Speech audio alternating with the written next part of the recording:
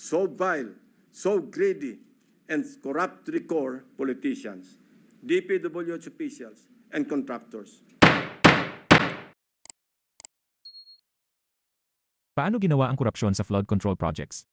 Ayon kay Senador Ping Lacson, may korupsyon mula sa pagpasa ng budget, korupsyon sa pagbahagi ng budget, at korupsyon sa implementasyon ng proyekto. Sa pagpasa ng budget, isasubmit ng DPWH ang budget proposal. Tatalakayin at aaprubahan ang budget na ito sa Kongreso at Senado.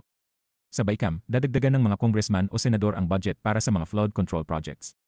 Tapos aaprubahan ng presidente ang national budget, kasama ang maanumalyang flood control projects. Sa aprobadong national budget para sa flood control projects, 20 to 25% ang mapupunta sa funder o ang congressman o senador na nagdagdag sa budget. 5 to 6% para sa passing through o parking na ibibigay sa politiko kung saan isasagawa ang proyekto.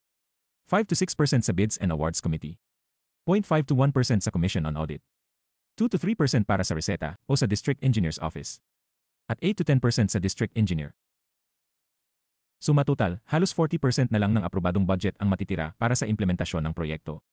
Ang contractor ay gagawin ang project gamit ang substandard materials, mas mababa ang quality kaysa sa design specifications, hindi gagawin ng buo ang proyekto, o wala talagang gagawing proyekto.